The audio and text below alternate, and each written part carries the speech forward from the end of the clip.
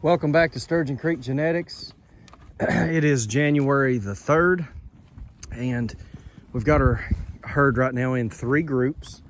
We've got our young herd, kind of the future of our herd down here in this area that when you drive into our farm, those hillsides over on the other side, that's our neighbors, some of the Binghams.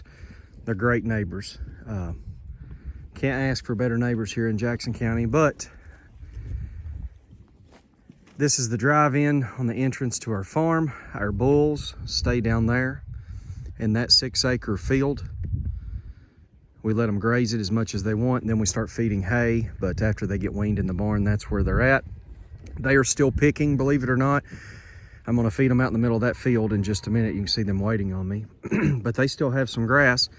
And then we've got this hillside that was a strip mine back in the 80s, but anyway, we have been letting the cattle graze in here, and then our main herd, our older cows, there's 25 of them, are back in the back, and you've seen some of those videos. But now this area right here, not a ton of grass left. It looks like it's matted down pretty good, but that's really where they've been traveling. When you get up around the wood line and around the side of the hill, and really in both directions, and around this pond over here, there is a whole lot of grazing. Now typically we don't let our cows in the pond. We try to do a limited access or have a tire tank. We don't have any water lines from county or city here on the farm, unfortunately. We're almost like an island. We've got a big cliff around the whole property, but so we have to use the water that God gives us.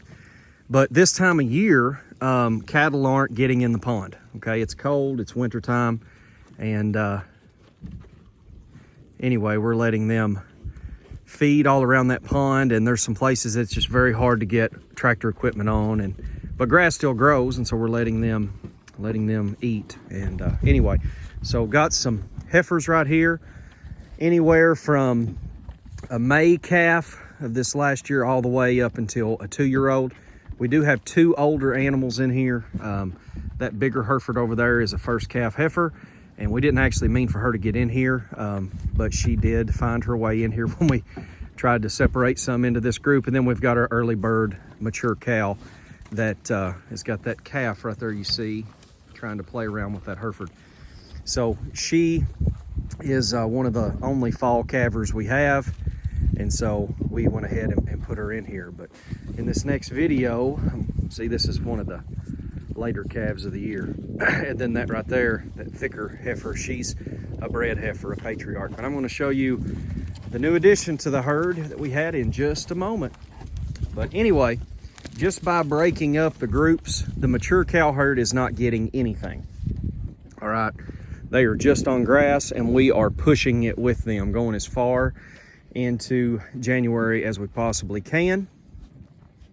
It's a good looking late April, 1st of May F1 heifer right here. Big goggle-eyed cow heifer, I should say. But and there's the Patriarch Isabel heifer that we're very, very excited about. It was a mid-October calf. But anyway, just by breaking up the herds into the young group, and I know there's people who does it a lot better than us that has, 4, 5, and 6 different groups depending on age, but we all have jobs. We do the best we can.